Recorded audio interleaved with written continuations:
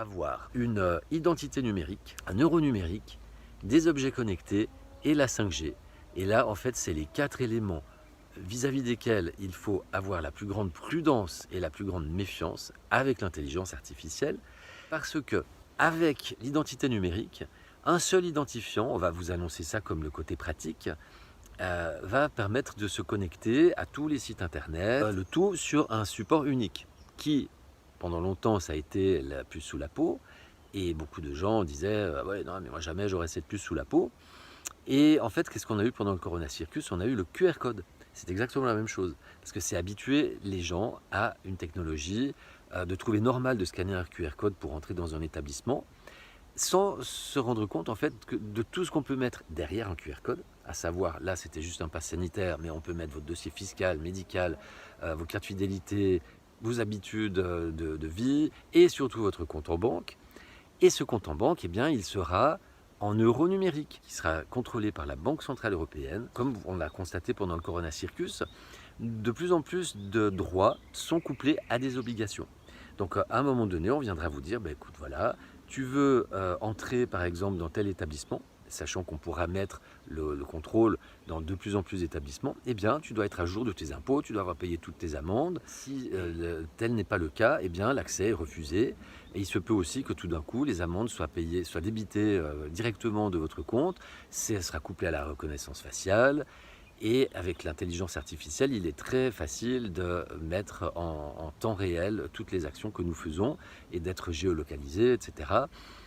C'est également en lien avec les objets connectés. C'est pour ça qu'on vous pousse de plus en plus à acheter des objets connectés qui fonctionnent avec la 5G. Et pareil, la 5G, comment faire? Parce que ça nécessite des antennes relais très rapprochées. Eh bien, on en installe de plus en plus. Il y a celles qui sont visibles, mais ça, c'est l'arbre qui cache la forêt. Mais il y a énormément d'antennes 5G qui sont cachées dans du mobilier urbain, par exemple. Et comment faire pour que il y ait des antennes partout? Il faut simplement imaginer, par exemple, de transformer chaque être humain en antenne relais. Et ça, on peut le faire avec une injection, par exemple, dans laquelle on va mettre du graphène ou des nanoparticules qui sont extrêmement conductrices.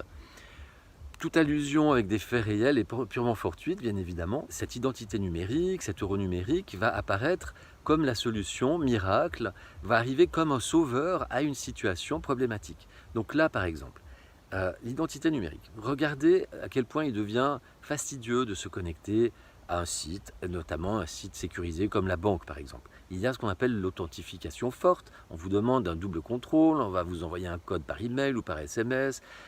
Il y a de plus en plus les cookies qui reposent la question à chaque fois, alors qu'il suffirait de les enregistrer, d'enregistrer vos choix pour une utilisation future. Non, non, on vous repose bien chaque fois la question. C'est embêtant. Et bien, l'identité numérique va arriver comme un sauveur en disant mais regardez, vous avez un seul identifiant et vous n'avez plus besoin de double contrôle. Voilà, ça peut se faire également avec la reconnaissance faciale ou la reconnaissance de la pupille ou des empreintes digitales. Et c'est des technologies qui sont déjà utilisées, donc on ne s'en rend pas compte, c'est pour se connecter à son téléphone, c'est pour se connecter à une application, etc.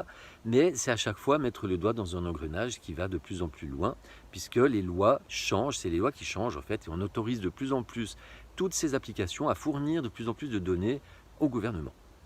Et avec l'euro numérique, pareil, on viendra avec la crise économique qui est en train de débuter et qui va s'aggraver, avec l'inflation, on viendra vous dire comme des sauveurs, mais regardez, avec l'euro numérique, on arrive à freiner l'inflation et on arrive à augmenter votre pouvoir d'achat.